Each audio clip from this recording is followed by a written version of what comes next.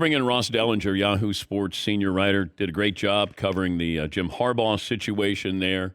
The four top teams came out last night. No real surprise. Ross, let me start with chaos.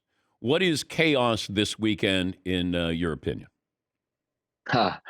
Well, there are some pretty chaotic, like nightmare scenarios, right? And we're I think in the past, like the last 10 years or so of CFP, we've never entered a weekend like this, right? Where we have a undefeated team from five undefeated teams, right? From four different conferences. So I think chaos would probably be Alabama upsetting Georgia. That would certainly start the chaos. Because then the committee would be tasked with, do you leave out an SEC champion?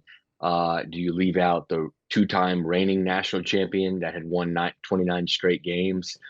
And do you leave out the SEC that's won 13 of the last 17? So it probably starts there if Alabama upsets Georgia.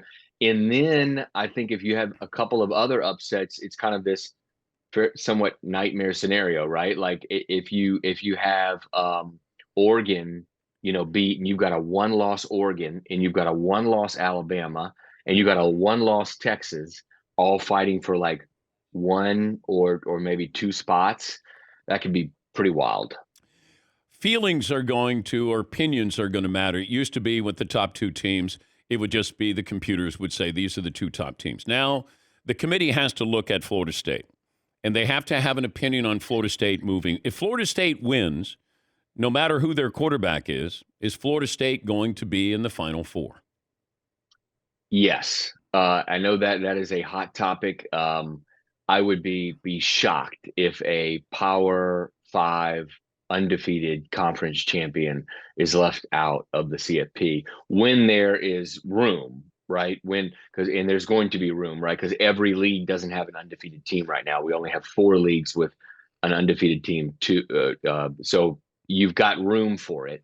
So I would be shocked. Now, will they take it under consideration, and will they drop Florida State as a 4 seed and actually have as a 3 seed potentially a one-loss team? So could a one-loss conference champion be a 3 seed over 4 seed Florida State?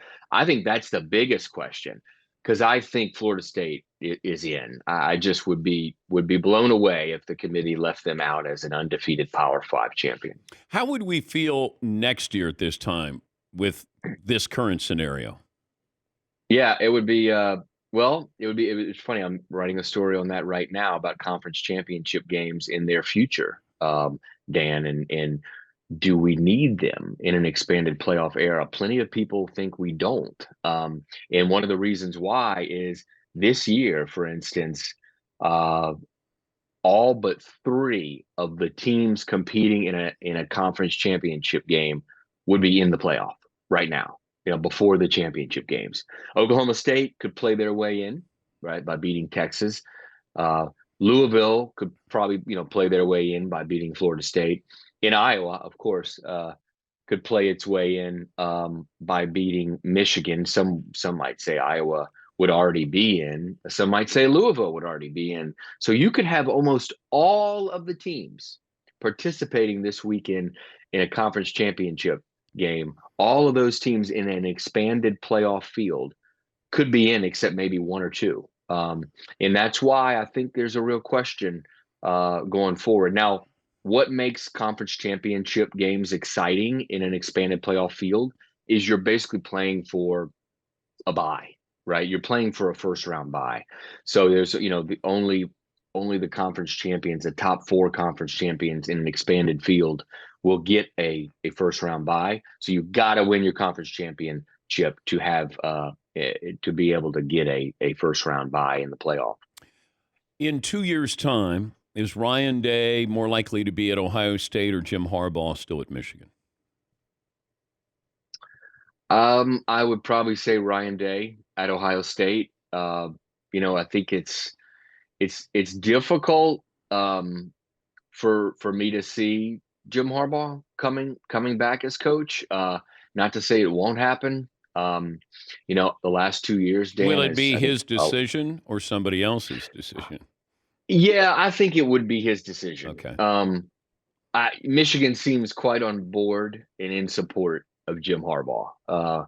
And so I would be surprised if they would make that decision. So I think it would be his decision. And Dan, the last 2 years we've seen Jim Harbaugh flirt with NFL jobs, right? Interviewed for a few, maybe even thought he was going to be offered that Vikings job and leave. So this year he's got a third straight, right, really good football team. I would imagine that there's maybe a place for him in the NFL, but if there isn't, maybe he ends up back in Michigan. Reality is set in Colorado with Dion. As we move forward, he just lost his defensive coordinator. They don't have oil money there. Dion's saying we're not an ATM.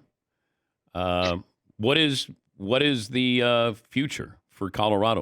Let's look at for next year because he's got some decommits here. What do you think the future looks like? Well, this era in college football, you can have whoever at head coach, Dan, but you need NIL, right? You need NIL money. You need a collective that has, I don't know, at least $3 million to spend a year on a football roster, maybe $5 million on a football roster. And if you don't have that, you're going to be in, you're not going to get the kind of players that you want. And I think Dion kind of mentioned that, right? He's kind of suggested that the Colorado needs to step up when it comes to NIL. So you look forward at Colorado, and they certainly need to do that, right? They need to invest in NIL, invest in their roster. But you wonder if the Dion thing is like a flash in the pan. Is this going to be consistent? Can he keep it up, sort of thing, and build on what happened earlier this past season? I think a lot of people hope that the season this year for Colorado is not a microcosm, right, for Dion overall, where you boom right out of the gates, right, fiery and flashy and all this attention, and then man, you just can't finish games. I mean, they probably should have won 3 or 4 games during that losing streak, and they just couldn't finish. And then, of course, they got the injury situation. But also Dion kind of seemed to make a panic move in the middle of the season by kind of demoting his offensive coordinator, who's now has left for a head coaching job at San Diego State, Sean Lewis. That was a weird one. It was an odd decision. So everybody's certainly watching Boulder to see what happens in year 2 with Dion. Good to visit with you, Ross. Continue great work. Thanks for joining us. Thanks, Dan. Ross Dellenger, Yahoo Sports senior writer. Yes, I had him as the defensive coordinator, was the offensive coordinator who has left Dion. And then